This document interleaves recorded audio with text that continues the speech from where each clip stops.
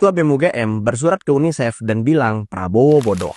Beberapa hari kemarin viral surat Ketua BEM UGM yang mengkritik kebijakan negara lalu dikirim ke UNICEF. Bahkan di surat itu dia bilang, help us to tell Prabowo Subianto how stupid he is as a president. Bagi yang memang gak bisa mikir, mereka langsung setuju. Tapi jangan lupa yang bisa mikir, mereka jadi bingung, ini paham kebijakan atau enggak? Mari kita bahas. Saya disclaimer dulu ya, sebenarnya saya malas menanggapi Ketua BEM UGM yang caper tapi minim isi kayak gini. Karena sebagai mantan koordinator BEM Nusantara, udah banyak kok contoh presma-presma yang caper tapi minim isi. Oke lanjut. Pertama, dalam analisis kebijakan publik, satu tragedi personal nggak otomatis berarti kegagalan sistemik, Bung. Untuk menyebut kegagalan negara, harus ada data tren, pola, dan investigasi resmi. Tanpa itu, kesimpulan besar jadi spekulasi. Spekulasi yang dipaksa tanpa data resmi, justru bentuk kebodohan. Kedua nih, surat ini membangun rantai sebab akibat yang terlalu jauh dari tragedi personal sampai ditarik ke kebijakan nasional. Padahal kasus bunuh diri nggak pernah bisa disederhanakan ke satu faktor tunggal tanpa hasil investigasi komprehensif. Ini artinya yang bodoh siapa? Ketiga, paling bodoh nih, ada klaim bahwa program makan bergizi gratis itu mengorbankan anggaran pendidikan. Ini klaim serius, tapi nggak disertai dengan data APBN, nggak disertai dengan angka anggaran